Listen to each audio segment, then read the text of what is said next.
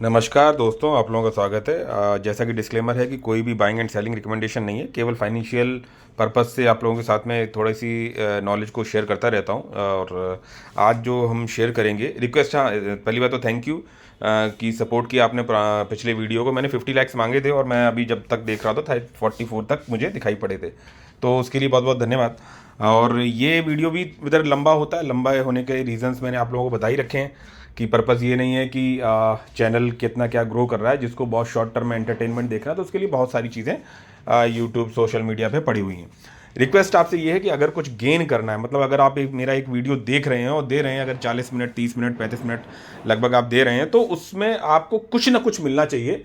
और एक लिंक दे रखा है डिस्क्रिप्शन में, जो व्हाट्सएप ग्रुप का है, फ्री ऑफ कॉस्ट है। वहाँ पे हम जैसे ही सभी लोग जुड़े हुए हैं और अपनी स्टडीज़ को शेयर करते हैं, जिससे कि सही डिसीजंस को लेने में हम सक्षम हो सकें। ठीक है, तो बात करेंगे आज अपनी इन्वेस्टमेंट जर्नी की। जो मैं स्टार्ट किया, जो शेयर मेरा उस समय से है, जब से मैंने डीमेट खोला, वो उस समय स्टडीज़ वगैरह कुछ नहीं रहती थी, लेकिन एक कह सकते हैं कि उस समय जो ले लिया और उसमें कंसिस्टेंसी जो बनी रही, और लॉन्ग टर्म की जो बात कही जाती है कि अगर आप मार्केट में सही कंपनी के साथ में लंबे समय तक अपना साथ देते हैं तो आपको निराश होने की ज़रूरत नहीं पड़ती है। ये कंपनी जो मेरे पुराने सब्सक्राइबर्स हैं, आप लोगों को आप देख ही रहे हैं, जैसे कि ये लिखा है नाम इसका, ठीक है। तो इसमें इन्वेस्टमेंट जो मेरी पहली रही है वो 13 जनवरी 2021 को 15 शेयर्स के साथ में स्टार्ट हुआ, और उसके बाद में बहुत सारे स्प्लिट बोनस वगैरह डिविडेंड वगैरह सब कुछ मिलता रहा, और एक बैकबोन बन गई मेरे पोर्टफोलियो की। और अब ये एक लार्ज कैप है, तो क्या कुछ पोटेंशियल अवेलेबल है, नहीं है, क्या है? देखो, ऐसा तो हमें ये बहुत लगता है कि हम बहुत स्मार्टेस्ट हैं, स्मार्टेस्ट वे से हम प्ले करेंगे और मार्केट में जो है हम पैसा बना लेंगे, छाप लेंगे। और जो जितना ज़्यादा अपने आप को स्मार्टेस्ट मानता है, 1% लोगों को छोड़ के 99% लोगों की, वो होते भी हैं स्मार्ट, लेकिन उनका पैसा नहीं बन पाता है। ये आपने देखा होगा, और उसके एग्जाम्पल्स अपने साथ जो हमारे लोग जुड़े हुए हैं, जो कि मतलब किसी न किसी कारणवश से पहले ऐसे स्थितियों के साथ में रह गए थे, लेकिन फाइनल कंक्लूजन यही निकल के आया कि हाँ, जहाँ तक आप जितनी बोरियत और जितने एफर्ट्स लगा के और बोरियत तरीके से आप जो मतलब जो कह सकते हैं ना, परेशान होना, बोर होना, लंबे समय तक टिके रहना, एक एक करके बाय करते रहना और बने रहना, तो वो एक बहुत कठिन कार्य होता है। तो उसका एक एग्जाम्पल आप लोगों को देना चाहूँगा। और आज इतने समय के बाद एक तरह से मल्टीबैगर तो बन ही गया, ठीक है, स्टेक्स बहुत ज़्यादा नहीं थे, लेकिन मेरे पोर्टफोलियो की बैकबोन बनी रही। ये मुझे आज भी वापस देता है। शेयर टॉप से जो है 30% तक भी गिरावट था, उससे ज़्यादा भी रहा होगा थोड़ा बहुत, मतलब लगभग 30 के आसपास तक गिरावट है अपने टॉप हाई से। और ऐसा नहीं है कि कितना भी अच्छा शेयर हो, कितनी भी अच्छी कंपनी हो, वो उसके जो चलने का पैटर्न होता है वो मौका बार बार देती है, और इस शेयर ने भी दिया। और मैंने उस हर मौके का फ़ायदा उठाया, और उस हर मौके में जो भी मेरा पोटेंशियल था उसमें मैंने इन्वेस्टमेंट किया। मतलब मैं आपको अपने पोर्टफोलियो में सब कुछ करके दिखाया। मतलब मैंने ये भी दिखाया कि लंबे समय तक टिके रहने में क्या होता है, शॉर्ट टर्म स्विंग ट्रेड्स करने में क्या कितना हिसाब किताब बनता है, या जो है कि पोजिशनल ट्रेड या कुछ इस तरह की चीज़ें भी करके दिखाया। पेनी स्टॉक्स में जाके क्या होता है, एसएमई स्टॉक्स में घुस के क्या होगा, रिस्क एपेटाइट कैसे बढ़ाना है, क्या कुछ है। तो इस तरह के इंटरेक्शन को मैंने अपने पुराने वीडियोस में किया था, जिनको मैंने डिलीट कर दिया था ड्यू टू सेबी रेस्ट्रिक्शंस। और अब जो है थोड़ा सा ध्यान करते हुए चीज़ों को आप लोगों के समक्ष लेके आ रहा हूं, सो दैट कि एक डायरेक्शन और क्लियर विजन आपको मिल पाए। तो ये शेयर जो आप देख ही रहे हो, वरुण बेवरेजेस की बात हो रही थी, और रिकमेंडेशन किसी चीज़ का नहीं। आज इसमें से मेरे साथ में जो लोग हैं, मतलब प्रैक्टिकली आप ही लोगों की मैं बात कर रहा हूँ, उसमें से मैक्सिमम मोस्ट लोगों को के पास ये स्टॉक पहुंचा, मतलब लिया उन्होंने या देखा और उसमें इन्वेस्टमेंट किया, कुछ प्रॉफिट्स भी कमाए, और काफ़ी लोग निकल भी गए। शेयर ने अपने टॉप से धीरे धीरे जो है 30% तक की गिरावट, जबकि रिजल्ट्स खराब नहीं थे। मार्केट एक्सपेक्टेशन से कभी ऊपर नीचे होता है, ये हर कंपनी में आपको मिलेगा ही मिलेगा।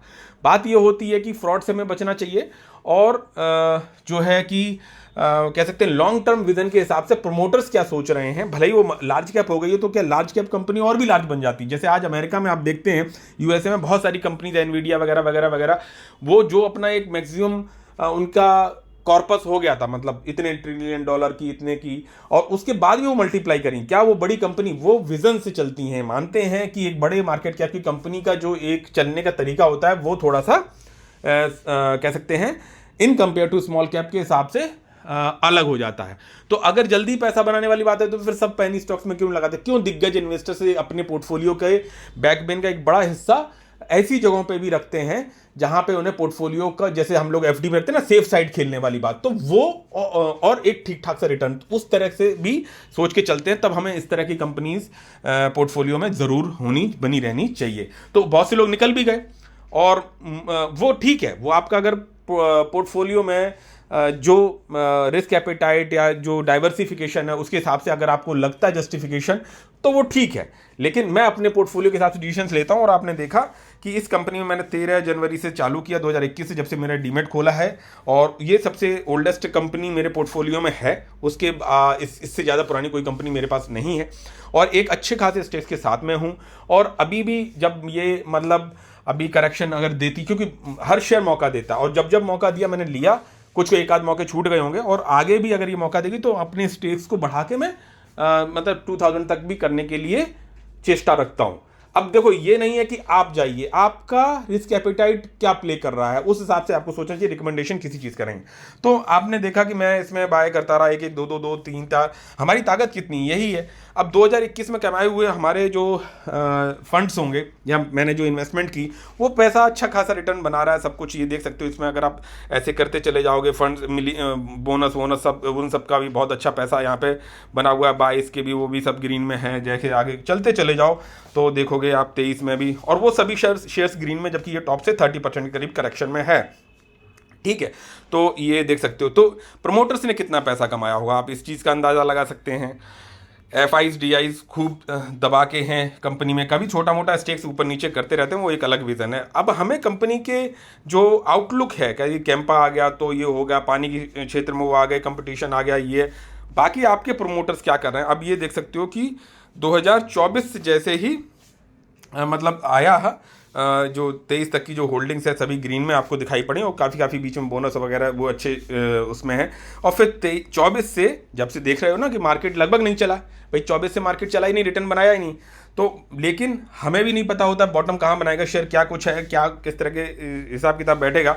और आप देख सकते हो कि धीरे धीरे 24 के जो शेयर्स हैं, कुछ ग्रीन कुछ रेड, आपको यहाँ पे दिखाई पड़ रहे हैं। बट इन्वेस्टमेंट मेरी इसमें स्टेक्स जो है वो बढ़ते रहे एज पर माई फंड्स, और धीरे धीरे धीरे, और ये सभी शेयर्स देख सकते हो 24 वाले ये रेड में आपको दिखाई पड़ रहे हैं।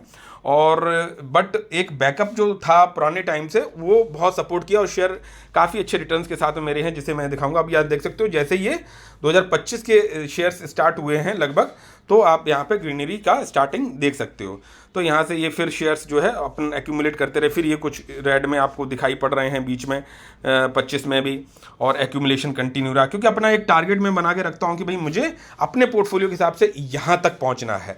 अब कहोगे लार्ज कैप में जल्दी पैसा नहीं बनता, बट सेफ्टी भी कुछ मायने रखती है, और उसी हिसाब से पोर्टफोलियो को जजमेंट आना चाहिए। क्योंकि मेरे से एक क्वेश्चन ये भी करा कि सर आपने इस छोटी सी कंपनी में इतना पैसा लगा रखा, उस कंपनी में बड़ी कंपनी है बट उसमें इतने ही स्टेक्स लगाए हैं, इसमें इतने लगाए हैं। तो ये सब क्वालिफाइंग लेवल होते हैं आपके एक्सपीरियंसेस बेसिस पे, कि आपने एलोकेशन कितना कर रखा, कौन से शेयर में कितनी सेफ्टी लेके आप बैठे हुए हैं पोर्टफोलियो में, कहाँ कुछ क्या है एलोकेशन। वो अगर आप बने रहेंगे तो हम सब सीखते रहेंगे और बढ़ते रहेंगे। वीडियोस में मैं इन सब चीज़ों को लाने की कोशिश करता रहता हूँ। तो आप ये देख रहे हैं कि लगभग ये अपने ऑल टाइम हाई से भी लगभग 27-28% की गिरावट में है, और अभी बियर इंडस्ट्री में भी इसने एंट्री बनाई है। तो बात ये है कि इसके जो प्रोमोटर्स हैं, वरुण जयपुरिया जिनके नाम से ये कंपनी है, उनके फादर ने मतलब जो था एक पुराना बिजनेस है, मैंने पूरी हिस्ट्री खंगाली। इसका मतलब देखो ये नहीं होता है कि बनेगा पैसा तो पूरा एलोकेशन यहीं पे कर दें, ऐसे नहीं होता है। नहीं तो क्या है कि आप वो इतनी बड़ी बोरियत होगी आपको कि आप टिक नहीं पाएंगे, आपको लंबे समय के लिए टिकना जो होता है वो नहीं हो पाएंगे। अब मेरा इसमें 2021 से एक तरह से इन्वेस्टमेंट है, और 25 चल रहा है, तो लगभग 4 साल, मतलब पोर्टफोलियो पूरा 5 साल का हिसाब किताब लगभग कह सकते हो आप कि इन्वेस्टमेंट का हिसाब किताब रहा है। लेकिन पुराना पैसा आज भी बहुत अच्छी रिटर्न्स में है, और बीच में भी मैंने जैसे खरीदा है, गिरा है, वो भी कुछ रेड में है। तो ओवरऑल जो रिटर्न आप देख सकते हो कि वैल्यू जो आज की तारीख की अगर बात करूं तो 9,11,000 के करीब का है, इन्वेस्टमेंट 5+ का कुछ करीबन है, और रिटर्न वाइज जो है लगभग 70% की हेर फेर में रिटर्न मेरा इसमें, अगर मैं लास्ट शेयर भी खरीदा हुआ हूं उसको भी जोड़ लेता हूं एवरेज प्राइस के हिसाब से, तो फिर ये बनता है। XIRR रिटर्न की बात करूं तो देख सकते हो 29% तक का रिटर्न यहाँ पे XIRR का दिखा रहा है। अगला टारगेट जो इसमें, मतलब मैं अपनी पॉइंट ऑफ व्यू से अगर मैं बात करता हूँ कैसे मैं इन चीज़ों को सोचता हूँ कि भाई अगर मैंने 1941 शेयर्स मैंने कर लिए, मैंने जो अभी नेक्स्ट टारगेट है डिपेंड ऑन द फंड्स और द कब तक कंसोलिडेशन दिखाता है या कितना आगे बढ़ता है, तो उनके हिसाब से 2000 तक की क्वांटिटी के लिए मैं अपने पोर्टफोलियो में इसको ओके समझता हूँ। नॉट ओनली दिस कंपनी, बाकी भी मैंने आपको बताया कि जैसे अब ये सेकंड नंबर पे दिख रही है तो उसको भी कुछ एलोकेशन बढ़ाने के चक्कर में हूँ, देन थर्ड वन जो है उसको भी कुछ बढ़ाने के चक्कर में हूँ, डिपेंड करेगा। और सब कोई ना कोई धीरे धीरे मौका देता रहता है, आपके फंड सही वैल्यूएशन पे लगे रहते हैं। कोशिश बनी रहती है कि हाँ भाई इधर इतना हो जाए, अगर उधर उतना हो गया तो फिर दूसरी कंपनी जो छोटी कंपनी है उसमें इतना हो जाए, फिर मिड कैप में अच्छा इतना हो जाए। और ये कुछ कहते हैं कि भी उस कंपनी में बहुत ज़्यादा लग गया, इधर कम लग गया, तो भाई वो जब मौका देती तब फिर उधर लगता है फंड्स। आप समझ पा रहे होंगे, अगर कोई सभी जो जिनकी ये क्वेश्चंस हैं वो ये चीज़ समझ पाए कि क्यों वो अनइवन थोड़ा सा डिस्ट्रीब्यूशन दिखता है। वो इसलिए नहीं, क्योंकि मुझे पता है कि भाई अगले महीने भी मेरे फंड्स आने हैं, उसके अगले महीने भी मेरे पास फंड्स आने हैं। आज अगर मेरे को रेलवे की ये कंपनी मौका दे रही है तो मेरा उसमें लग रहा है, जैसे ही देखा कि उसमें कितना वो मौका दे रही है, कितना एलोकेशन पहुंच गया है और कहां तक उसमें पहुंचाना है। ज़्यादा लग गया, मान के चलो ज़्यादा डीप करेक्शन दे गया मेरे फंड्स, मैंने ज़्यादा फंड्स उसी में लग गए और उसका एलोकेशन ज़्यादा हो गया डिपेंड ऑन द पोर्टफोलियो, तो कहां कम हुआ है तो वहां पे क्यों वो मौका दे रही है वो कंपनी और मेरे अगले फंड्स आएंगे, तो वो और उस तरह की जो दूसरे कंपनी पोर्टफोलियो में है जो मौका देंगी वहां वो सही वैल्यूएशंस पे लगेगा। तो try to balance the portfolio और ऑल इन ऑल फिर वो आगे बढ़ने की मतलब अपनी चीज़ें दिखाता है। तो ये जो है ये तो मैंने आपको दिखाया। अब जैसे जो सेकंड वन स्टॉक है ये तो बहुत कम समय में एक देख सकते हो 184% तक के रिटर्न दिखा रहा है। और ये शेयर में तो मेरे को जो है कि मैंने इसमें 1000% तक के भी रिटर्न देखे हैं, जो अगर पुराने स्टॉक बहुत कम समय में 2023 में एंट्री बनी है इसमें मेरी, और बहुत पुराने समय से के जो शेयर्स थे वो बहुत तगड़ा रिटर्न बना, लेकिन बाद में मुझे एलोकेशन बढ़ाना था मैंने बढ़ाया। तो डिपेंड करता है कि आप कहाँ पे कितने क्वालिफाइड हो पा रहे हो उसको पढ़ के उस कंपनी को कि भाई मुझे अपने एलोकेशन को कहाँ तक लेके जाना है। अब जैसे VBL की बात करूँ, अब ये वाइन इंडस्ट्री में घुसी है या क्या कुछ है, उसको मैंने डीपली पढ़ा समझा देखा, तो पोटेंशियल इज देयर। भाई वो नया बंदा जो चला रहा है, वरुण जयपुरिया की बात कर रहा हूँ, 1 लाख 1.5 लाख करोड़ रुपए अगर बहुत बड़ी रकम वाली बात होती, या ऐसा नहीं है कि अरे वो चल नहीं रहा है तो इसलिए उसने वाइन इंडस्ट्री पकड़ ली है या क्या कुछ है, कार्लसबर्ग की बियर इंडस्ट्री को पकड़ो, या और ठीक है आपके सेक्टर में कोई दूसरा घुस रहा है, आप भी तो डाइवर्सिफाई कर रहे हो, आप उसके बॉटलर प्लांट हो, आगे ग्रोथ की क्या सोच रहे हो, किस तरह के भाई इनका डिस्ट्रीब्यूशन और जो कह सकते हैं बेवरेजेस में प्रोडक्शन, इस पे इनकी महारत हासिल है। इनकी हिस्ट्री अगर उठा के देखोगे तो अगर वाटर प्लांट में और पेप्सिको के जो वो हैं, पहले तो मैं यहाँ से थोड़ा सा हट जाऊँ तो सो दैट कि चीज़ें वैसी हो जाएं, तो पेप्सिको के प्लांट्स में या वो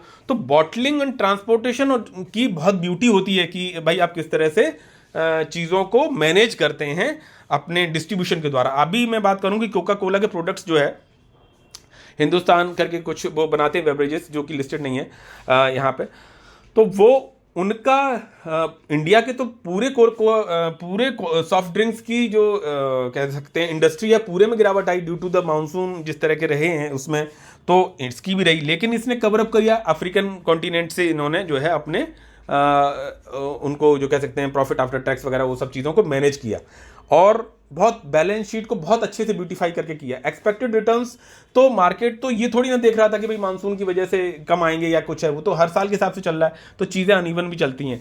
आगे भी एग्रेसिवली अगर इनको केवल भाई ठीक है यार इतना पहुंच गए हम 10,000 करोड़ से हम 1.5 लाख करोड़ पहुंच गए बस हमें और क्या चाहिए ये वो, भाई ऐसे रिलायंस भी देखो ना किस तरह से कितने लाख करोड़ की कंपनी पहुंची है, तो ऐसे ही वो भूख दिखाई पड़नी चाहिए। तो इसी तरह का इन्वेस्टमेंट जो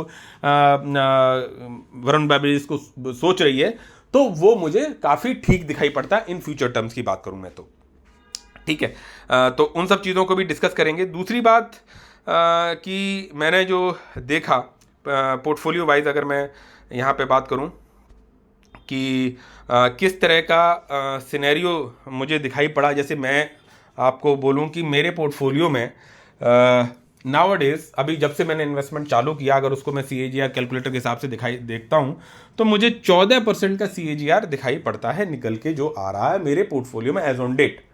ठीक है, जिसमें मैं इसको इक्वल डिस्ट्रीब्यूशन के हिसाब से अगर ये है तब, अगर मैं, क्योंकि जबकि लेकिन बड़ा पैसा वो सब बाद में ही लगा है, अब वो कॉन्फिडेंस आता है कि भाई 50,000 रुपये, 60,000 रुपये या 40, जो भी है ये बड़ा बड़ा अमाउंट मैं महीने में लगा ले पाता हूँ। तो वो कॉन्फिडेंस पहले के समय में नहीं था। जब रशिया यूक्रेन का वॉर स्टार्ट हुआ, क्या कुछ हुआ, कुछ चीज़ें नहीं पता थी, तब जो है इन्वेस्टमेंट की वैल्यू होती थी 5,000, 10,000। बाद में एग्रेसिवली बढ़ाया है, लेकिन हमने इसको इक्वली डिस्ट्रीब्यूट किया, तब भी 14% का CAGR निकल के आ रहा है। और इस CAGR के हिसाब से भी अगर मैं सोचता हूँ तो मेरा 7 से 8 साल में 1 CR के करीब का पोर्टफोलियो मुझे इस कैलकुलेशन के हिसाब से अगर मैं सोचूं तो वो दिखाई पड़ जाता है। ठीक है, आप इस तरह से अगर आप कैलकुलेट करेंगे तो चीज़ें, मतलब 14% CAGR is a good CAGR बोला जाता है कि एक लंबे समय तक, 5 साल हो गए हैं, एक लंबे समय तक आप मेंटेन कर पा रहे हैं, नहीं कर पा रहे हैं। मार्केट पिछले 1 साल से नहीं चला, लेकिन उससे पहले चला था, बीच में फिर कंसोलिडेशन हुआ था, फिर चला था। तो ये तो होता रहेगा, आगे आने वाले समय तक नहीं चलेगा। तो पैसा आप अगर आप लगा पा रहे हैं सही जगह पे, वो आगे जाके फ्यूचर रिटर्न दिखाई पड़ेगा। जब मार्केट इकट्ठा 1 साल में आपको 4 साल का रिटर्न बना के देता है, तब फिर वो CAGR अपने आप इंप्रूव हो जाता है। ठीक है, रिटर्न्स की बात करूं तो ये आपको दिखाई पड़ रहे हैं।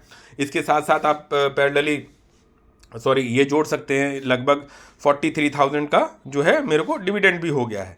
तो वो चीज़ें अगर हम कैलकुलेट कर लेते हैं, जस्ट एक जर्नल मैं आपको थोड़ा सा आइडिया देना चाह रहा हूँ कि मार्केट में बने रहने में फ़ायदा होता है। आप ये नहीं सोचिए कि भाई उसने पैसा डबल कर लिया, यहाँ ट्रिपल कर लिया, किसी ने कुछ कर लिया। आप लंबे समय तक, मुझे जल्दी पैसा की बात नहीं है, मुझे ज़्यादा पैसे की बात है कि ज़्यादा पैसा आप कमा पाते हैं या नहीं कमा पाते हैं, वो आप रुक के, टिक के और पोर्टफोलियो को बैलेंस करके ही कर पाएंगे।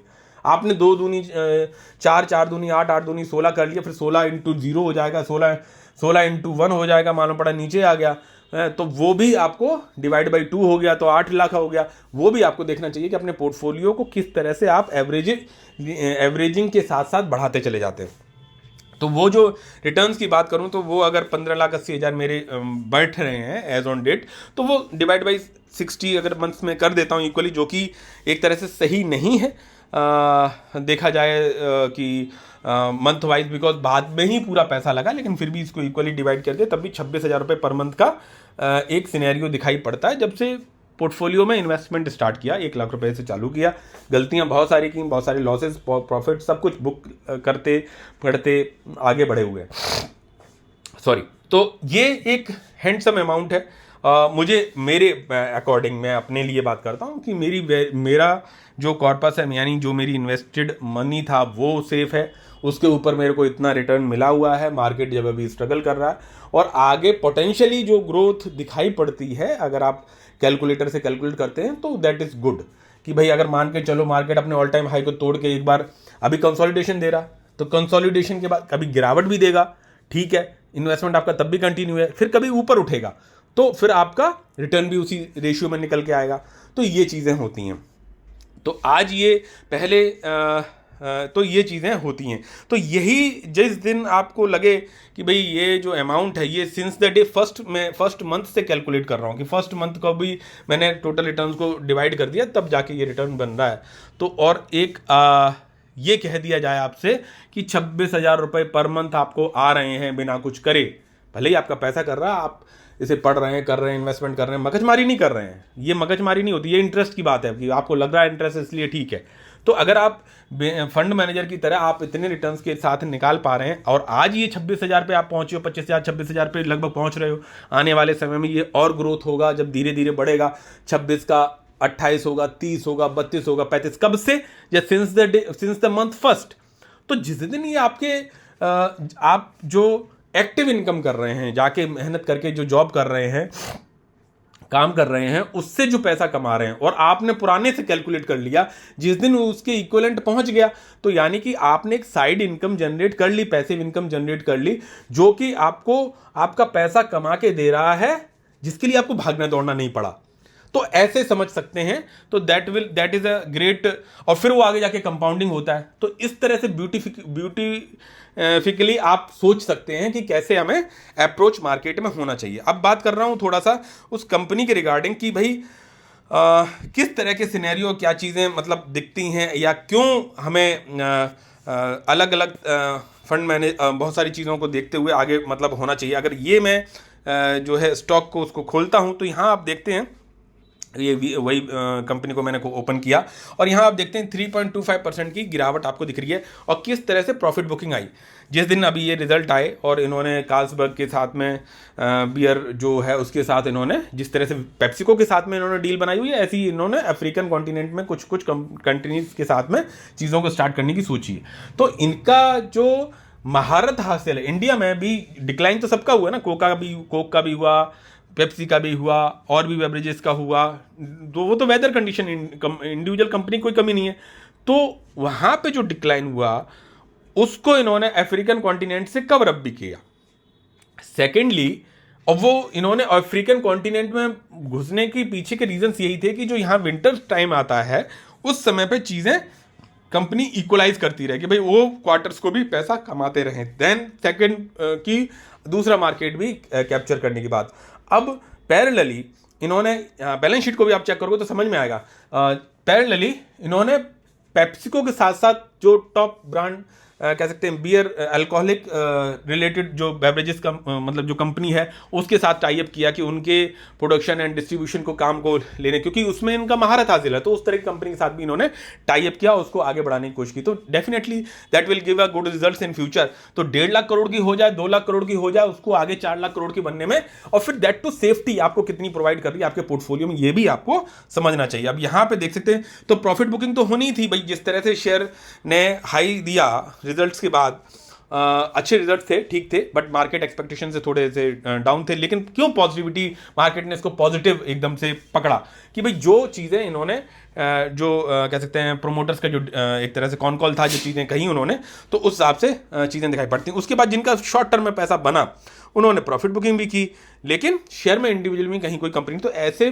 चीज़ों को भी आपको समझिए। और मैं ये मानता हूं कि भाई अगला मौका फिर मिलेगा मेरे को इसमें, और मेरे पास फंड्स होंगे तो इसकी क्वांटिटी को, जो मैं अभी देख सकते हो आपकी 1941 या कितनी तक मैं पहुंचा लिया हूं, उसको 2 की लाइन में पहुंचाने के लिए मतलब हूँ रेडी कि भाई ठीक है। अब ये कंसोलिडेट देता है या गिरावट दिखाता है या इन्हीं लेवल्स पे चलता है, तो अगले फंड्स जब तक आ जाएंगे तब तक फिर इसमें एक एक दो दो करके एंट्री होकर, और ये एक अच्छे लेवल पे कंपनी मेरे पास हो जाएगी। तो अब इसमें जैसे मैं यहाँ पे 1 महीने के उसमें जाता हूँ, तो आप यहाँ पे देखते हैं कि लगभग 400-450 को बेस बना लिया है, ठीक है। और उसी बेस पे एक्यूमुलेशन मैं दोबारा से स्टार्ट करने के लिए रेडी हूँ। अब ठीक है, यहाँ पे 6 मंथ, मैं ये आपको रिकमेंडेशन नहीं दे रहा हूँ, मैं जनरली बता रहा हूँ। और 500 का एक रेजिस्टेंस आपको यहाँ पे दिखाई पड़ रहा है कि भैया ठीक है 500 के ऊपर आता है तो प्रॉफिट बुकिंग हो जाती है। तो इनको खरीदने बेचने दो भाई, ये खरीदेंगे बेचेंगे नहीं तो आपको मौका कब मिलेगा भाई। इनके पैसे बन गए, इन्होंने बेचा तो नीचे आया तो आपको ने तो पढ़ रखी ना कंपनी, आपको तो पता है ना मुझे अपने लंबे समय के लिए स्टेक्स को लेकर चलना है, क्योंकि हर कंपनी को इस तरह से नहीं पकड़ते हैं कि ये हमें लंबे समय तक ये हमें मल्टीप्लाई करके दे देगी पैसा। सेफ्टी कंसर्न भी कुछ होता है, डिविडेंड कंसर्न भी कुछ होता है, आगे ग्रोथ कंसर्न भी कुछ होता है कि पोर्टफोलियो पे किस तरह से लेके चलना है। अगर मान के चलो किसी एक कंपनी को पढ़ लिया, उसी में पूरा पैसा लगा दें, मान के चलो बहुत अच्छे से फिल्टर कर लिया, सब कुछ देख लिया, फंड इन्वेस्टर भी हैं उसमें, डीआईज भी हैं, और सब कुछ बढ़िया बढ़िया ब्यूटी बढ़िया, तो पहली बात तो उस लेवल पे आपको मिलेगी नहीं कि जो आपको सही वैल्यूएशंस पे मिले, ठीक है। फिर दूसरी बात, आपने देख लिया, आपको मिल गया जेम, आप बहुत स्मार्ट हो, आपने रख लिया, पूरा पैसा लगा दिया, पैसा बना लिया, ठीक है यार, आपसे बड़ा दिग्गज नहीं, क्या वो कंसिस्टेंट हो सकता है? आपने देखा होगा बड़े बड़े दिग्गज जो निवेशक हैं, बड़े बड़े जो बना लिया जिन्होंने पैसा, वो यही कहते हैं कि 12% CAGR मतलब होता है ईयर टू ईयर की, हर साल लगभग वो पैसा आपका बना हो, एवरेज जब आपको डिवाइड करें तब, ठीक है। तो 12% तो मार्केट का रिटर्न माना जाता है, और बोले कि अगर वो भी मेंटेन किए रहे और आप अपनी SIP मतलब पैसा लगाते रहे, जो भी आपका मंथली इन्वेस्टमेंट है, वो ब्रेन आपके पास होना चाहिए कि भाई आप समझ पा रहे हैं कंपनीज को और लेवल्स को, तो लगाते रहे करते रहे, तो उस 12% CAGR या 14, मेरा 14 जैसे निकल रहा, तो 14% CAGR में भी आगे बढ़ते चले जाएंगे, उसको मेंटेन बनाए रखते हैं तो भी वेल्थ क्रिएट होने में देर नहीं लगती है, बशर्ते आपके अंदर वो पेशेंस होना चाहिए। और जुआ खेल रहे हो तो अलग बात है, क्योंकि गलत भी जाया जा सकता है जब आप इस तरह से वो करते हैं। अब आप ये देखिए, इस वही कंपनी 27% लगभग 28% के करीब यहाँ पे आपको डाउन दिखाई पड़ रही है। और 500 का एक रेजिस्टेंस, एक अच्छा खासा रेजिस्टेंस आपको दिखा रहा है। 2 बार 3 बार क्रॉस करने की कोशिश की और फिर उसके नीचे आ रहा है। और वहाँ से देख सकते हो सपोर्ट का लेवल भी आपको लगभग 450 के आसपास का यहाँ पे इसको सपोर्ट का लेवल भी दिखाई पड़ता है। तो यानी कि अब एक चीज़ तो क्लियर होती है, कंपनी में अगर कोई इंटरनली दिक्कत नहीं है तो ये लेवल्स बेस्ट हैं आपको अपनी क्वांटिटी बढ़ाने के पॉइंट ऑफ व्यू से अगर बात करी जाए तो। ठीक है, और यहाँ पे जब और पीछे जाएंगे तो यहाँ देख सकते हो कि 600 को क्रॉस करके उसके बाद नीचे 450 और फिर उसके बाद 500 को क्रॉस किया, उसको बेस बनाने की कोशिश की, नहीं, फिर नीचे आया 450, फिर 500 बेस लाइन, फिर 500 पे भी नहीं टिका, तो 450 सपोर्ट इज मतलब दिखाई पड़ रहा है कि भाई ठीक है, इस जगह पे कंपनी भाई ये समय दे रही ना आपको, इतना समय, लंबे समय तक आप अपनी क्वांटिटी को एक्यूमुलेट कर लो, क्योंकि आपके पास पूरा इकट्ठा पैसा तो है नहीं। और वहीं देख सकते हो कि कंपनी के चार्ट कितना ब्यूटीफुली चल रहा है। और फिर भी अगर ऑल इन ऑल रिटर्न बात करो कि अगर मैं ये यहाँ पे कब 2021 है ना, ये देख सकते हो कि नवंबर 2020, यानी कि मेरी एंट्री, मेरे जो पहले शेयर्स हैं वो लगभग दिसंबर यहाँ पे जनवरी के आसपास है ना, ये यहाँ पे, तो यानी उस शेयर ने जनवरी 2021 में, आपने वही तो देखा, 13 जनवरी 2021 का मेरा फर्स्ट इन्वेस्टमेंट है 15 शेयर्स का। उसके बाद फिर मैं बढ़ाता चला गया, यानी ये जो पैसा लगा हुआ है उस समय जो कमा के लगाया है, उस पैसे ने तो लगभग अभी इतने टॉप से जब 28% करेक्शन, तो 660% तक का रिटर्न बनाया हुआ है ना उस पैसे ने। और जब ये कंपनी ऑल टाइम हाई पे जाएगी, चीज़ें करेगी, आज भी जैसे बियर में घुस रही है, उसमें घुस रही है, ये कर रही है, उनको पैरामीटर्स को भी थोड़ा डिस्कस करने की कोशिश करेंगे, तो भाई ऑल टाइम हाई को भी तोड़ेगी। हाँ, हो सकता है 1 साल 1.5 साल तक, तो कोई क्या दिक्कत है भाई, इसने इतना पैसा बना के दिया, हम अपने इस टाइम को यूटिलाइज करेंगे फॉर इंक्रीजिंग अवर स्टॉक्स, कि भाई नंबर ऑफ स्टॉक्स को मैं और बढ़ जाऊं। ठीक है, तो ये सब ब्यूटीफिकली आपको समझना आना चाहिए कि भाई किस तरह से हमारा अप्रोच होना चाहिए। फिर आगे बात करता हूँ, यहाँ पे ये जो दिखा रहे हैं कि भाई सॉरी, ये एक इकोनॉमिक टाइम्स का आर्टिकल था, तो मैंने कहा आप लोगों को समझ जरूर इसको मैं लेके आता हूँ, थोड़ा सा डिस्कस करते हैं कि क्यों है, क्या है, किस तरह का दिखता है। वरुण बेवरेजेस जॉइंस, अभी जैसे इन्होंने क्या कह सकते हैं, ये यहाँ पे, हाँ ठीक है, Varun beverage joins hands with Carlsberg for African beer market, announces new refrigeration venture in India. ठीक है, अभी आपने देखा होगा कि श्रीलंकन कंपनी के साथ में इन्होंने जो है रेफ्रिजरेटर्स को लेके जॉइंट वेंचर किया, वो किया, क्योंकि इनको ये उस फील्ड से हैं जहाँ पे इनका जो डिस्ट्रीब्यूशन और बेवरेजेस का बॉटलिंग है वो उसमें इनको महारत हासिल है, और उसके लिए जो चीज़ें चाहिए वो ये इन हाउस करते चले जा रहे हैं और अफ्रीकन मार्केट को भी कैप्चर करने की कोशिश कर रहे हैं। ठीक है, तो यहाँ पे आप देख सकते हो, Varun beverages making a significant moves partnering with Carlsberg for alcoholic beverages distribution in Africa and establishing a new subsidiary in Kenya. The expansion into beer and other spirits diversify their portfolio beyond soft drinks. Additionally a new refrigeration joint venture in India with bolster their cold chain infrastructure reflecting strong growth and investor confidence। तो इससे आपको क्या लगता है कि भैया जो company यहाँ से यहाँ तक पहुँची है, 1.5 लाख करोड़ के आगे रेजिस्टेंस दिया है, कौन सी कंपनी ऐसी नहीं है जो कंसोलिडेट नहीं करती है या गिरावट नहीं दिखाती है? कितनी भी बड़ी से बड़ी कंपनी ले लो, छोटी से छोटी ले लो, ठीक है।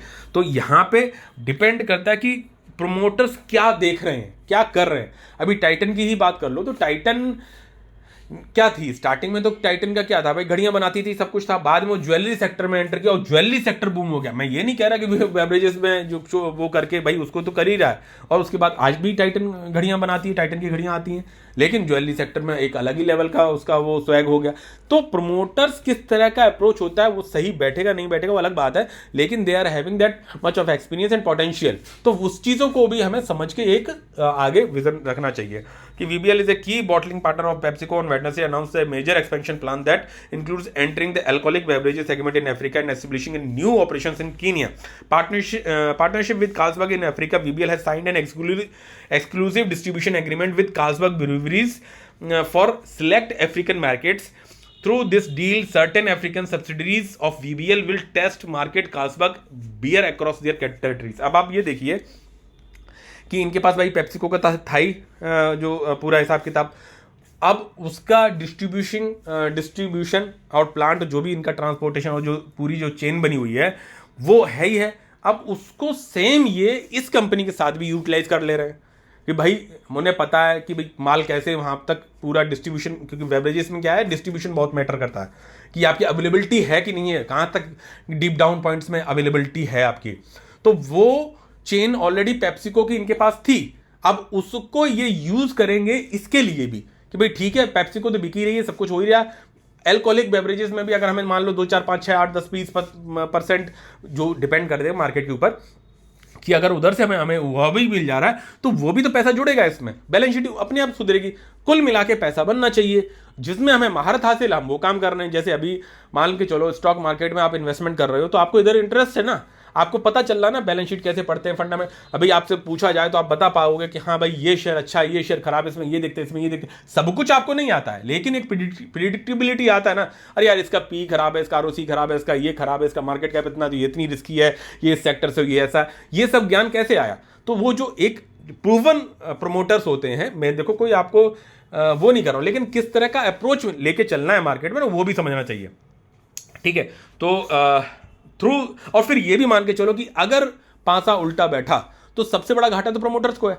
तो पांसा अगर उल्टा बैठता है, ठीक है, नहीं चलता या क्या कुछ है, तो हमसे ज्यादा चिंता उनको होना चाहिए, और हमारी डिपेंडेंसी केवल इस कंपनी पे है नहीं। हाँ ये है कि एक बड़ा पार्ट है भाई, ठीक है, तो वो उसके हम विजन के हिसाब से हम उसमें आगे बढ़ते हैं।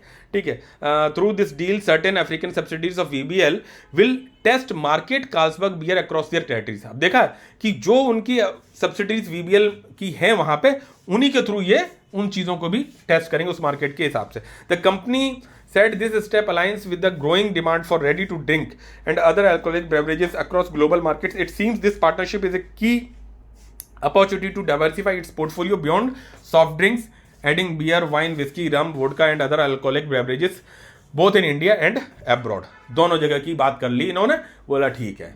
तो भाई अगर इनके पास कंपटीटर्स आ रहे हैं रिलायंस एंड ऑल सबसे, तो ये अपने आप को शिफ्ट भी कर रहे हैं, डाइवर्सिफाई भी कर रहे हैं भाई, ठीक है। तो न्यू सब्सिडरी इन केन्या, ये a part of its global expansion strategy, VBL incorporating a wholly owned subsidiary in Kenya. The unit will handle the manufacturing, distribution and sale of beverages in the region. This move marks VBL's continuous focus on strengthening its presence in African markets, where it already operates in countries like Zimbabwe, Zambia and Morocco. ठीक है, इन countries में already वो कर रही है, वहां पे इन सब चीजों के लिए ये रेडी हो गया। VBL has announced the formation of a new joint venture in India, White Peak Refrigeration Private Limited, in partnership with Everest International Holding Limited. The JV will manufacture VC coolers and other refrigeration equipment, supporting the company's growing cold chain and retail network.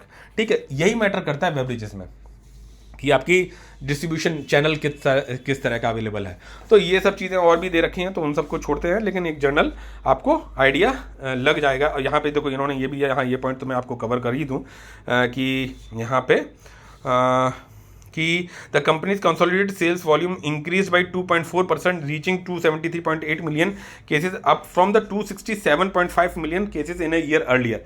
जब सब कुछ against में था weather and all, तब जाके इन्होंने growth दिखाई, but वो कह सकते पेस पे नहीं है, लेकिन ग्रोथ फिर भी थी। While India volumes remained flat, बोले कि इंडिया में वॉल्यूम्स नहीं बढ़े, आपको रीजन पता ही है, flat. International volumes grew by 9%, बोला कि इंटरनेशनली जो यहाँ पे डिस्ट्रीब्यूशन था वहां पे तो ये 9% के हिसाब से ग्रोथ हुआ, क्योंकि वहां पे गर्मी मतलब नहीं रही, सॉरी वहां गर्मी रही, mainly driven by the strong performance in south Africa. ये आप लाइन पे ध्यान दो। तो अब जहां कहीं गया तो 9% का ग्रोथ लिया ना भाई, ईयर ऑन ईयर। तो ये चीज़ों पे भी ध्यान देना चाहिए। आज अगर बियर इंडस्ट्री अल्कोहलिक इंडस्ट्री में ऐड कर रही तो वो भी कुछ ना कुछ परसेंट ऐड ऑन करेगा, तो बैलेंस शीट अपने आप ही सुधरेगी। The net realisation per case stood at ₹178.8, slightly lower than the 179.6 in the same quarter in the last year, mainly because of a higher share of packaged water sales in global markets. ठीक है, ये सब चीज़ें पूरी दे रखी हैं, तो आप इन सब चीज़ों को आइडिया एक ले सकते हो। दूसरी चीज़ें आगे बात करूँगा, दैट टू ये कह सकते हैं कि ये सॉरी यहाँ पे थोड़ा XIR रिटर्न का हॉरिजन में मार्केट्स, अच्छा ये डिफरेंस था, ये मैंने कुछ म्यूचुअल फंड्स के निकाले थे, XIR रिटर्न्स के हिसाब से निकाले थे, तो आप देख सकते हो कि ठीक है लॉन्ग रन में जो है रिटर्न्स के हिसाब से बैठते हैं। XIR रिटर्न्स अलग तरह के होते हैं, तो वो तो आप अलग देख सकते हो। देन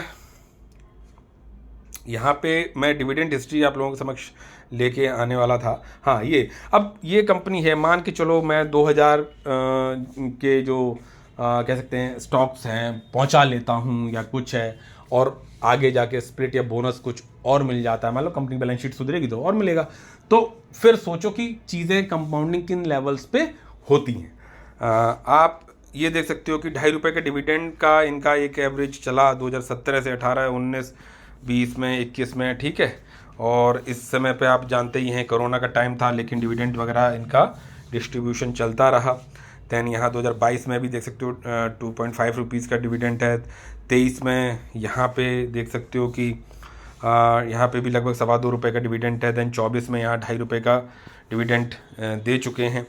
दैन यहाँ पे 25 में 3 बार जो है 0.5% मतलब 50 पैसे का डिविडेंड 3 बार दे दिए, ₹1.5 तक का डिविडेंड दे चुके हैं। अभी मार्च तक जो है मुझे उम्मीद है कि इनका ₹2.5 का डिविडेंड तो इनका हमेशा रहा ही है साल भर तक का, तो वो जबकि शेयर्स बोनस में और स्प्लिट में बढ़े हैं तो वो भी है। और आप आज नहीं सोचिए, आप आने वाले समय के लिए सोचिए कि आज के 10 साल बाद आप जब निष्क्रिय हो जाए या मतलब जो है काम करना कम हो जाए या रिटायर हो जाए, समथिंग लाइक दैट, तो उस समय इस तरह की कंपनी एक बैकबोन की तरह आपको ये रिटर्न अवेलेबिलिटी करा रहे हैं, बोनस में भी और वैसे भी जो एक तरह सेफ्टी होती है वो भी कंटिन्यू बनी रहती है, ठीक है। तो ये भी एक आपका विज़न होना चाहिए।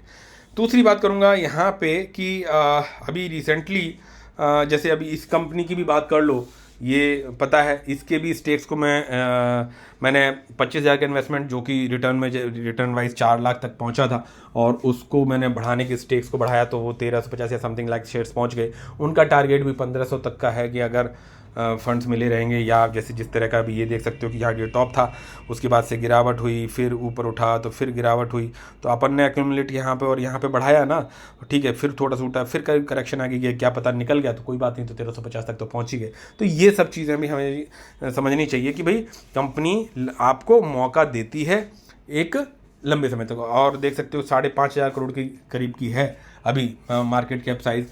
कंपनी ने बस इंटरनल फ्रॉड का चांसेस ना दिख रहा हो, वो आपको उसको जब डीपली पढ़ोगे तो समझ में आ जाएगा। और ऐसा नहीं होता है कि नहीं यार अब ये चल नहीं रही है तो हम इसमें नहीं जाएंगे, अब वो बताओ, कुछ नया बताओ, कुछ नया बताओ। ज़्यादा नए के चक्कर में ना बात जो सही मिल जाए, जो सही मिल जाए, आप पढ़ो, देखो, बहुत सारी चीज़ों को देखो, सबको लेके तो चल नहीं सकते, लेकिन जो भी आपको दिखाई पड़ रहा है चीज़ें चल रही, उसके साथ नई कंपनी को आप पढ़ोगे, उसमें रिस्क बढ़ाना, देखना, जीवना, प्रोमोटर्स क्या कर रहे हैं, क्या कुछ है, उसमें ज़्यादा मेहनत लगेगी ना। जो सही मिल जाए और मौका देते रहता है शेयर, उसमें अपने स्टेक्स को धीरे धीरे बढ़ाते रहो बस। और फ्रॉड कोई कंपनी कर जाए, भाई फ्रॉड कौन, जनरली तो देखते हो आपकी छोटी कंपनीज करती हैं, तो छोटी में एलोकेशन भी उसी हिसाब से है। मान के चलो कर गई, आएगी ना पोर्टफोलियो में, जब आप जिस तरह बहुत सारे कंपनी होंगे, मान के चलो कर गई, तो आपकी बाकी कंपनीज जो है वो डाइवर्सिफिकेशन आपने कर रखा है, वहाँ पे वो आपको संभाल ले जाएंगी, और आप पढ़ते रहोगे तो आपको पहले से पता चल जाएगा। और बड़ी कंपनी जब बनती चली जाती है तो उसमें कहीं कोई फ्रॉड की चांसेस नहीं होते हैं। हाँ, मान सकता हूँ ग्रोथ थोड़ी स्लो हो सकती है, चीज़ें कम हो सकती हैं, लेकिन टिके रहोगे तो बचे रहोगे, बने रहोगे, ठीक है। तो इस स्टॉक की बात करूं तो इसमें भी मैंने अपने जो स्टेक्स को 25,000 की इन्वेस्टमेंट थी शायद यहाँ कहीं पे, और उसके बाद 4 लाख रुपए बन गए 25,000 के, केवल 4 लाख बन गए। और वहाँ से बोले, सबने बोला अरे भाई रिटर्न ज़बरदस्त, ये वो ऐसा वैसा, आज कंपनी गिरी या प्रोमोटर ने थोड़ा बहुत प्रॉफिट बुक किया या क्या कुछ है, तो अब अभी किसी का ध्यान नहीं है। फिर ये कि लंबे फेज के बाद फिर ग्रोथ आएगी। अगर कंपनी को आगे बढ़ना है, 5,500 करोड़ की ही कंपनी है, एक जनरल बात बता रहा हूँ, तो आपको उस पर नज़र बना के रखी रहनी चाहिए और अपने डिजायर्ड स्टेक्स तक पहुँच जाना चाहिए। इसकी कंपनी की बात कर लो, ये देख सकते हो कि अभी पिछले 1 साल से रिटर्न नहीं है, ठीक है, और इसमें मैंने एक बड़ी क्वांटिटी उठाई और एक ज़बरदस्त कंपनी मेरे को ये लगती है, और यहाँ पे मैंने जो है जो स्टेक्स को बढ़ाया, और जितने स्टेक्स हैं उनसे मैं सेटिस्फाइड नहीं हूँ। मतलब कि अगर ये कंपनी मुझे मौका हर शेयर देता है, हाँ ये हो सकता है कि जो मेरे आज का बाइंग प्राइस है उस बाइंग प्राइस पे आए ही ना, या उस पर आ गई तो क्यों आई, रीज़न क्या है, तो मैं वहाँ दोबारा चला जाऊँ, दोबारा स्टेक्स बढ़ा लूँ अपने फंड्स के साथ। मान के चलो 350 हैं, 360 है, तो चलो इसको यार 370 तक पहुँचा लेते हैं, 375 तक, अगले महीने भी मौका दे गई तो 80 तक, 85 तक, उसे भूल थोड़ी ना जाना है। उसमें जब तक सब कुछ सही है, सब चीज़ें सही चल रही 7.5, ठीक है, तो वो तब तक, अब ये देखा जाए तो ठीक ऊपर भी गई नीचे भी आई, लेकिन 1 साल से आपको ये मौका दे रही ना, 1 ईयर से आपको मौका दे रही है, अगर कंपनी ठीक ठाक है तो और 1 साल तक में 12 सैलरी आ गई आपकी। अगर आप इसको नज़र लगाए बनने रहते, पढ़े रहते, समझे, अरे सर एफआईज ने थोड़ी सी कम कर दिया, इन्होंने ये कर दिया, उसे पढ़ो ना, समझो, देखो, पता लग जाएगा कि क्या कुछ है, ठीक है। तो ऐसी कंपनी जैम जो है, अब ये देखा जाए कि 18,500 करोड़ के मिड कैप मान लो, ठीक है, मैंने अभी तो एक इससे पहले जो दिखाई वो एक स्मॉल कैप मान लो, और वो एक जो बड़ी वाली है वो एक लार्ज कैप मान लो, ठीक है भाई, वो 1.5 लाख करोड़ की है, वो 5,500 करोड़ की है, ये 18,000 कुछ ही करोड़ की है। तीनों पर नज़र है, तीनों कंपनी में नज़र है, और तीनों कंपनी में एक अच्छा स्टेक लग गया है, और उस स्टेक्स को मुझे अब इन पे क्वेश्चन मार्क नहीं आता है फ्रॉड का। देखो फ्यूचर क्या होगा किसी को कुछ नहीं पता, लेकिन हाँ भाई फंड्स आ गए, और इनके बेसिस पे जब ये आपको एक सेफ रीजन में पहुंचा देती, इनके बेसिस पे अगर पोर्टफोलियो को और डाइवर्सिफाई करना, तो जैसे पूछते हो ना कि भाई सर उस वाली कंपनी तो अभी 8%, 18%, 15%, 12% नेगेटिव है, आपका बड़ा पैसा लगा, आप उसमें बढ़ाते जा रहे हो, इसमें बढ़ाते जा रहे हो, कुछ कंपनी को हम छोड़ देते हैं क्योंकि सबको लेके नहीं चल सकते। हाँ, कोई बहुत डीप डाउन मौका दे देगी तो देख लिया जाएगा। तो ये चीज़ें होती हैं। अब इसकी भी बात करी जाए, डिविडेंड हिस्ट्री की बात कर लो, बहुत ज़्यादा समय नहीं हुआ इस कंपनी को भी, और यहाँ पे देख सकते हो कि अभी रिसेंटली, क्योंकि बहुत ज़्यादा टाइम नहीं हुआ, और अगस्त में भाई जो जिस सेक्टर से बिलोंग करती है, यहाँ डिविडेंड अपार है भाई, ठीक है। 5.75 रुपये का डिविडेंड मिला था 24 में, अभी मिला, जो ये वाला मुझे भी मिला है, और एक अच्छा खासा रिटर्न, मतलब डिविडेंड मिला मेरे को। ख़रीदा है मैंने इसी तारीख के पहले, जस्ट पहले ही थोड़ा सा ख़रीदा था, मतलब एक तरह से अभी जस्ट लिमिटेड टाइम हुआ, और ठीक है। तो इस तरह की कंपनी, जब आपको कंपनी, जब मैंने इसको पढ़ा तो मैं ये नहीं कह रहा कि देखो मुझे सब आ गया, समझ में आ गया, जैसे इसको भी ये क्या ट्रैक करना है, यहाँ में मैं आपको कुछ बताने तो वाला था, यहाँ पे भी हाँ, ये बेवरेजेस के बारे में बताया हुआ था कंपनी के बारे में कि की player in the beverages industry and one of the largest franchises of the PepsiCo in the world outside the US is entering the brewery space. Every strategic shift has added depth to the company's story, and the recent stock price surge suggests the emergence of a pivotal new chapter. Before we outline further details, let's tell you a little about the company. The company is one of the biggest PepsiCo franchises outside of the US and a major force in the beveraging sector. Varun Beverages manufactures and sells a variety of non-carbonated beverages and carbonated soft drinks, such as the packaged drinking water marketed under the PepsiCo's trademarks Pepsi, Pepsi Zero, Mountain Dew, Sting, 7-Up, Mirinda, 7-Up, Nibus, Masala, Soda, and Everest are among the PepsiCo CSD brands, and the company's manufacturers and markets. Slice, Tropicana juices, 100% and the Delight, 7-Up, Nibus, ये सब इनके products हैं. And the companies manufactured in the market. Our big prediction India is to, ये तो सब अलग है, ठीक है। तो यहाँ Varun beverage is getting into the beer business, ये मेन टॉपिक था पॉइंट पढ़ने का। As a part of the growth and the diversification strategy, as a part of its growth and diversification strategy, Varun Beverages is incorporating a wholly owned subsidiary in Kenya under Varun Beverages to carry on the business of manufacturing, distribution and selling of the beverages. The company is also diversifying its product offering, and certain African subsidiaries of the company shall test market beer in their territories through an exclusive distribution agreement with Carlsberg Breweries for their Carlsberg brand. Their developments are a part of broadening its product base and strengthening its presence across key growth markets. Good quarterly numbers for the third quarter ending September, ये तो इन्होंने ये पूरा बताया है, ठीक है। तो ये इस तरह की चीज़ें होती हैं, और मैं आप लोगों के समक्ष एक चीज़ ये हो गई, और एक कवर ये करना था, हाँ ठीक है, थोड़ा सा इधर आ गए। अब जैसे इसी की बात कर रहा था मैं, 3 कंपनियों को लेके चला था, तो यहाँ पे देख सकते हो कि भाई ज़बरदस्त दिखती है। मैं पूरी चीज़ें डिस्कस क्या करूं आप लोगों को समक्ष, जिसका एफआईज डीआईज का ये देखो, थोड़े बहुत कम हो गए, थोड़े बहुत ज़्यादा हो गए, थोड़े बहुत कम हो गए, ज़्यादा हो गए, उससे कोई नहीं फर्क पड़ता है, ठीक है। लेकिन पार्ट कितना बड़ा है ये बहुत मैटर करता है। यही वीबीएल में भी है, कह सकते हैं इस कंपनी में भी है, मिड कैप टाइप की मुझे लगती है, और एक इसमें भी मैं बिल्कुल उसी तरह से बुलिश हूँ। अगर ये मौका देती रही, जब भी दिएगी, मेरी नज़र इस बात पे बनी रहेगी कि मैं इसमें स्टेक्स को अपने एक हैंडसम स्टेक्स को लेके एक बैकबोन बनाने की कोशिश में हूँ पोर्टफोलियो में। ठीक है, तीनों कंपनी में मेरा बुलिश हिसाब किताब है आगे के लिए। रिकमेंडेशन किसी चीज़ का नहीं है। तो ये इसके बहुत सारे पैरामीटर्स को मैंने चेकआउट किया, सब कुछ किया और ज़बरदस्त दिखाई पड़ती है।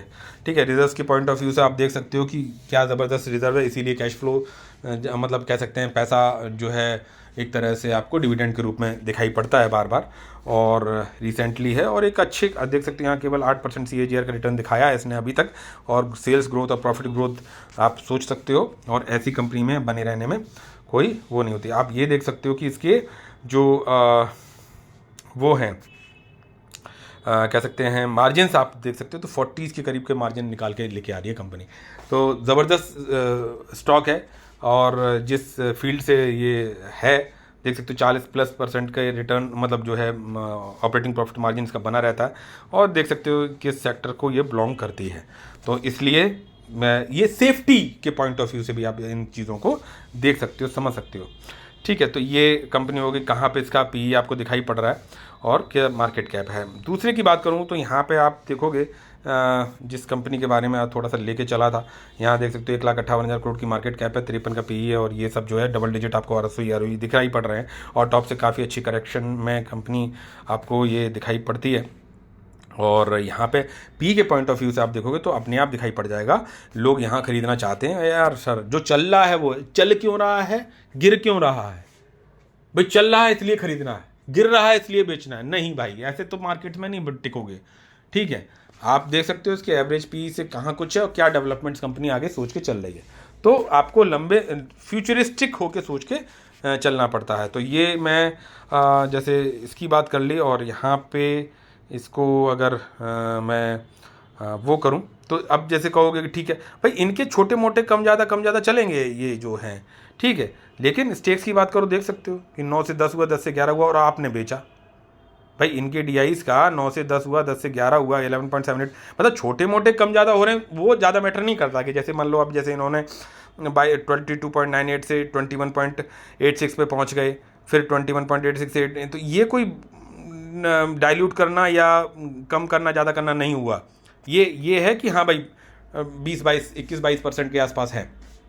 ठीक है, ठीक है, यहाँ पे स्टेक्स को 9 से 10 हुआ, 10 से 11, पौने 12 के करीब हुए, ये बढ़ाना बोलते हैं। ठीक है, प्रोमोटर्स ने क्यों कम किया वो चीज़, वो रीजंस अब कहाँ देख सकते हो कि कंपनी में ये 3% दिसंबर 2022, अपन तो इसमें 2021 से एंट्री बनाए हुए हैं, तब ये 3% थे DIs। तो कंपनी के फ्यूचर पे पैसा लगता है 3%। DIs की बात कर रहा हूँ, 3, 4, 4, 4, 7, 9, 10, 11। आप कहाँ जा रहे हो म्यूचुअल फंड में पैसा लगाने? बोले हाँ वो बनाएंगे, वो भी तो यही खरीद रहे हैं। बात ये नहीं कह रहा हूँ कि मैं ये, हाँ उनके और भी बहुत सारे होंगे कि चीज़ें हैं भाई, ठीक है, डाइवर्सिफाई कर रखा है, बढ़िया, लेकिन बात को समझो, पढ़ो। हम आज प्रॉफिट बुक कर रहे हैं क्योंकि ये टॉप से 30%, 28% गिरा हुआ है, 1 साल से चल नहीं रहा, 1.5 साल से चल नहीं रहा। ये टाइम होता है आपको अपने स्टडीज़ पे भरोसा रखने का कि कितने स्टेक्स को हमें यहाँ तक अपने पोर्टफोलियो में मौका दे रही है, तो मुझे बढ़ाना है नहीं बढ़ाना है। ठीक है, तो ये चीज़ हो गई है। आप इसके ये देख सकते हो भाई, तो ये भी तो डिपेंड कर रहा ना कि भाई कितने 1,58,000 करोड़ की मार्केट कैप पे ये ग्रोथ है भाई। ठीक है, ये जो ग्रोथ दिख रही है 10,000 12,000 करोड़ की कंपनी के साइज पे नहीं है, ये 1,58,000 करोड़ के मार्केट कैप के साइज पे है, तो डिविडेंड भी उसी हिसाब से बनता है। ठीक है, यहाँ देख सकते हो 23% नेगेटिव रिटर्न है CAGR का। तो आप उस, और यहाँ पे भी ऐसा नहीं हुआ 5 सालों में 3 सालों में कि जो CAGR का 51-25% का रिटर्न ये यहाँ दिखा रहा है, तो प्रॉफिट ग्रोथ भी आप देख सकते हो कि उसकी रही, लेकिन जरा सा नीचे हुआ। तो ये अब जो डेवलपमेंट है इसीलिए थोड़ा सा अब, लेकिन जिसका पैसा जल्दी बन गया 2-1 दिन में, उस दिन जो ऊपर भागा था, उस चक्कर में लोगों ने प्रॉफिट बुक किया, या कोई इस वजह से बुक कर देगा भैया कि लार्ज कैप हो गई, कोई सबको जल्दी बनाना है ना, जल्दी से नहीं बनेगा भाई। ठीक है, तो आपको टिकना और पेशेंस दिखाना, और ये इस तरह के सिनेरियो आपको अब ये देख सकते हो ना, वैल्यूएशन कहाँ दिखाई पड़ रही है कंपनी में। तो ऐसा नहीं कि सबको लेके चलना है, लेकिन एक जनरल मैं बात बता रहा हूँ कि किस तरह से हमारा अप्रोच होना चाहिए। अप्रोच करना अगर आप सीख गए तो बात बनती है। अब जैसे इसकी बात कर लो तो यहाँ पे देख सकते हो कि ये हुआ चेंज कि नहीं, सॉरी, हाँ ये देख सकते हो 5,500 करोड़ का मार्केट कैप है, करेक्टेड है टॉप से, सब कुछ सही है। यहाँ पे बात करी जाए तो यहाँ पे ये देख सकते हो किस तरह का इसका चार्ट वार्ट दिखाई पड़ रहा है, और वैल्यूएशन देख सकते हो आपको कहाँ दिखाई पड़ रही है। ठीक है, तो हम यहाँ तो खरीद लेते हैं, यहाँ भी खरीद लेते हैं, यहाँ भी खरीद लेंगे, यहाँ नहीं खरीदेंगे। अरे यार इतने समय से पैसा नहीं बना रहे, यहाँ पे आए थे कंपनी में पैसा बनाया और फिर नीचे, अरे भाई सब दर्शन देंगे, चारों लोग के दर्शन होंगे अगर मार्केट में बने रहोगे तो, लेकिन वो दर्शन सबको सब तरह के दर्शन करने पड़ेंगे तब जाके बात बनेगी। तो ये चीज़ें होती हैं। और आगे अगर इसकी जैसे आगे बात करें भाई, ये एक चीज़ से बचना चाहिए भाई आपका, और ऑपरेटिंग प्रॉफिट मार्जिन देख सकते हो कितने हल्के से 3%, 1%, 5%, अभी 4-6 पे जो है कंपनी काम कर रही है, उस पर कितना अच्छा रिटर्न बना के आगे बढ़ रही है। ठीक है, 3 से 4, 4 से 6% तक के रिटर्न देख सकते हो मार्जिन वो किस तरह से ईयरली इंप्रूव कर लिया है। 3% के थे, 4 के हुए, 6 के हुए। ठीक है, बहुत ज़्यादा इसमें मेंटेन नहीं कर सकते क्योंकि एक तरह से B2B वाली कंपनी है, तो लेकिन ग्रोथ आप सोच सकते हो। तो यहाँ देख सकते हो कि TTM में 204% की ग्रोथ, 136%, ये ठीक है। रिटर्न वाइज अभी 1 साल से चला नहीं, लेकिन उससे पहले चला ज़बरदस्त। तो हमें उस तरह से चले, मार्केट अपने आप उस चीज़ को टाइम कर देता है, सही कर देता है। ठीक है, हमें अच्छी कंपनी को सोच के आगे बढ़ते रहना चाहिए। अब यहाँ पे इसका जो है इन्होंने उधार दिया था माल पूरा उस समय, तो अभी ये अभी रिसीवेबल्स में आना बाकी है, लेकिन बैलेंस शीट के हिसाब से अगर आप AI के हिसाब से चीज़ें चलेंगे तो देखेंगे अरे यार ये तो अभी इसके रिसीवेबल्स ज़्यादा ड्यू हैं। आपको अपना विवेक भी इस्तेमाल करना है। ठीक है, तो इस तरह से कंपनी में देखा जाता है। DIs में देख सकते हो कि स्टेक जब हमने बेचा या हमारा नहीं चल रहा है या कंपनी नहीं चल रही है तो उन्होंने स्टेक्स को बढ़ाया था। ठीक है, और पहले नहीं थी ना भाई, देख सकते हो कि FIs 0, ये DIs 0, और आज भरोसा जो है कंपनी पे जो है धीरे धीरे धीरे धीरे धीरे धीरे धीरे बढ़ ही रहा है। तो इस तरह से होता है। मुझे लगता है काफ़ी कुछ कवर कर दिया। नेक्स्ट वीडियो में मिलते हैं। टिल देन जय हिंद, जय भारत। लाइक शेयर सब्सक्राइब जरूर करके जाइए। विद दीज वर्ड्स मिलते हैं नेक्स्ट वीडियो में। टिल देन जय हिंद, जय भारत, बाय बाय।